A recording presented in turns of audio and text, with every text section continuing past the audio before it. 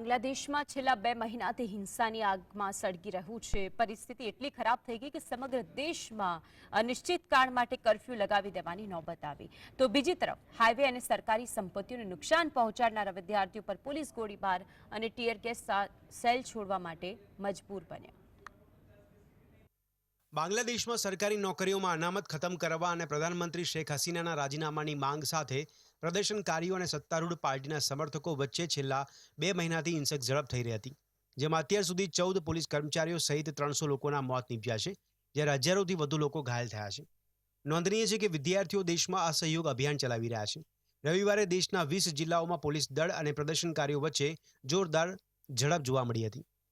ये बांग्लादेश में होना था, सारे आसार दिख रहे थे. शेख हसीना काफी लंबे समय से पावर में हैं और अभी जो पिछले इलेक्शन हुई उसमें सारी ऑपोजिशन ने बॉयकॉट करा था.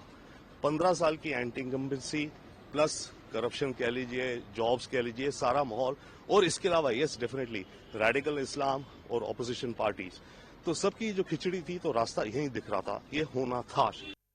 બાંગ્લાદેશમાં દેશવ્યાપી હિંસા સંદર્ભે પ્રદર્શનકારીઓ વધુ હિંસક બન્યા છે. તેઓ ઠેર ઠેર જીવલેણ પ્રદર્શન કરી સરકાર સામે પડકાર ફેંકી રહ્યા છે. ઉલ્લેખનીય છે કે બાંગ્લાદેશમાં સરકારી નોકરીઓને લઈને અનામત કાયદાની વિશેષ જોગવાઈ કરવામાં આવી છે, જેના અંતર્ગત બાંગ્લાદેશમાં 56% સરકારી નોકરીઓ આરક્ષણ પ્રણાલી હેઠળ અનામત રાખવામાં આવી છે. આ નોકરીઓમાંથી 30% અનામત 1971ના મુક્તિ સંગ્રામના સ્વતંત્ર સેનાનીઓના પરિવાર માટે રિઝર્વ છે. આ ઉપરાંત 10% અનામત પછાત સરકારી જિલ્લાઓ માટે અને 10% મહિલાઓ માટે બેઠકો અનામત રાખવામાં આવી છે. આ ઉપરાંત 5% અનામત જાતીય અલ્પસંખ્યક સમૂહ માટે અને 1% દિવ્યાંગ લોકો માટે રિઝર્વ રાખવામાં આવી છે.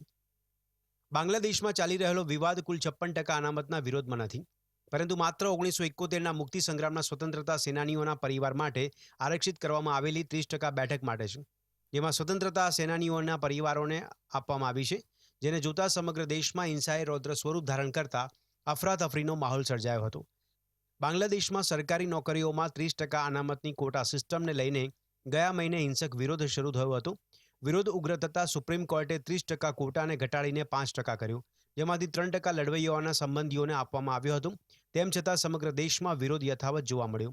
તો બીજી તરફ વિરોધ કરી રહેલા પ્રદર્શનકારીઓએ શેખ હસીના સરકાર પર આરોપ લગાવતા કહ્યું હતું કે શેખ હસીના સરકારનું સમર્થન કરનારાઓને અનામત આપવામાં આવે છે અને અહીંયા મેરિટના આધારે સરકારી નોકરીઓ આપવામાં આવતી નથી. Bureau report, GS.